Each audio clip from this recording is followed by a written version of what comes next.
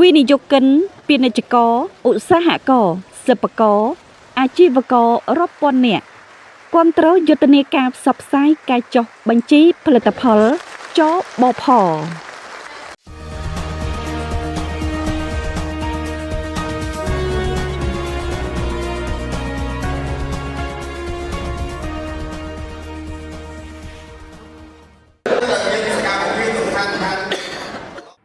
អង្គការសាស្ត្រាចារ្យសមហកបណ្ឌិតលីសុភីប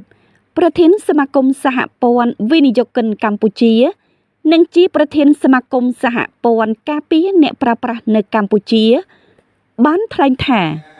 សមាគមសហព័ន្ធការពារអ្នកប្រើប្រាស់នៅកម្ពុជានឹងបន្តសហការយ៉ាងជិតស្និទ្ធជាមួយក្រសួងស្ថាប័នអាជ្ញាធរពាក់ព័ន្ធនិងវិស័យឯកជន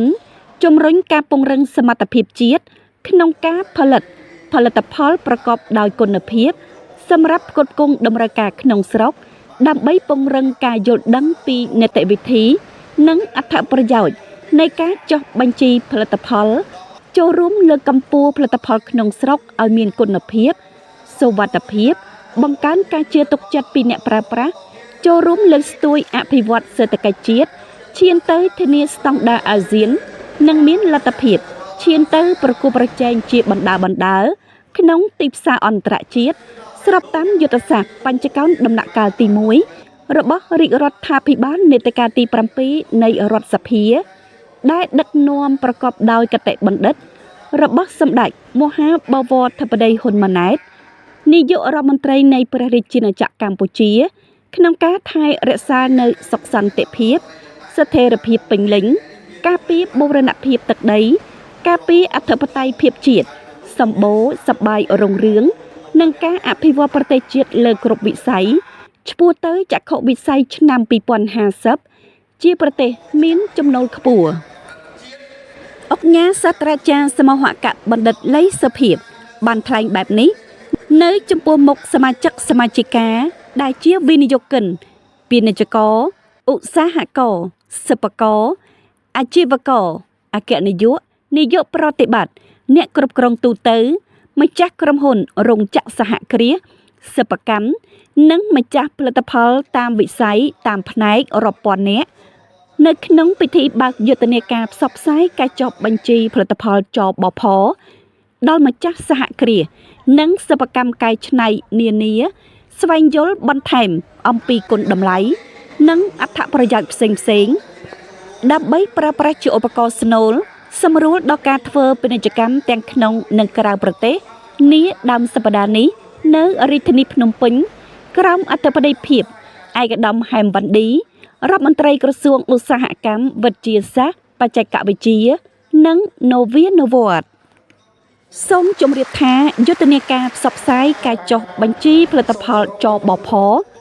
សហការរៀបចំឡើងដោយក្រសួងឧស្សាហកម្មវិទ្យាសាស្ត្របច្ចេកវិទ្យានិងនវានុវត្តន៍វិទ្យាស្ថានស្តង់ដារកម្ពុជានិងសមាគមសហព័ន្ធការពារអ្នកប្រើប្រាស់នៅកម្ពុជានៅក្នុងកម្មវិធីផ្សព្វផ្សាយនេះឧស្សាហករនិងសិប្បករថ្លែងលើកឡើងស្រដៀងគ្នាថាកម្មវិធីផ្សព្វផ្សាយអំពីការចុះបញ្ជីផលិតផលចបផនាពេលនេះពិតជាមានសារៈសំខាន់ណាស់ដើម្បីឲ្យពួកគាត់បានស្វែងយល់បន្ថែមពីរបៀបរបបលើការរៀបចំខ្សែច្រវាក់ផលិតកម្មនិងនីតិវិធីផ្សេងៗនៃការចុះបញ្ជីឲ្យស្របតាមលក្ខខណ្ឌតម្រូវដើម្បីឲ្យឧស្សាហកម្មសហគ្រាសជាពិសេសសិប្បកម្មនានាដែលមិនទាន់ចុះបញ្ជីអាចឈានទៅចុះបញ្ជីផលិតផលចបផដោយអនុលោមទៅតាមផលិតផលរបស់ខ្លួនក្នុងយុទ្ធនាការនេះសហគ្រាសផលិតនិងក្រុមហ៊ុននាំចូលដែលចុះបញ្ជីផលិតផលច្រើនមុខក្នុងពេលតែមួយនឹងទទួលបានការលើកទឹកចិត្តពិសេសគឺការបញ្ចុះតម្លៃ 10% សម្រាប់ការចុះបញ្ជីផលិតផលពី5ទៅ19មុខ 15% សម្រាប់ការចុះបញ្ជីផលិតផលពី20ទៅ49មុខនិង 20% សម្រាប់ការចុះបញ្ជីផលិតផលលើសពី50មុខក្នុងពេលតែមួយនេះបើតាមប្រសាសន៍ឯកឧត្តមរដ្ឋមន្ត្រីហែមវ៉ាន់ឌី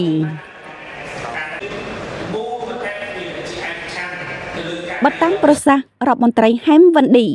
ការចុះបញ្ជីផលិតផលមិនមែនជាការងារថ្មីឬបន្ទុកបន្ថែមសម្រាប់អាជីវកម្មទេប៉ុន្តែយុទ្ធនាការនេះកើតចេញពីឆន្ទៈក្នុងការកែលម្អសេវានិងការគាំទ្រដល់វិស័យឯកជនយ៉ាងពិតប្រាកដរបស់ក្រសួងយុទ្ធនាការពេលនេះគឺទាន់ពេលត្រូវកលៈទេសៈនិងឆ្លើយតបផ្ទាល់ទៅនឹងកង្វល់និងសំណុំពររបស់ទីផ្សារទាំងអ្នកផលិត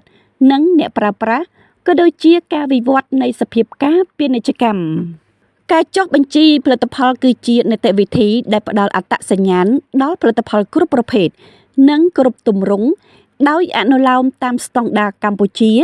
CS 001/2000 ស្ដីពីការដាក់ស្លាកផលិតផលសម្រាប់អ្នកប្រើប្រាស់ការចុះបញ្ជីផលិតផលផ្ដល់នូវតម្លាភាពនិងលទ្ធភាពស្វែងរកប្រភពទំនិញនិងម្ចាស់ស្របច្បាប់របស់ផលិតផល។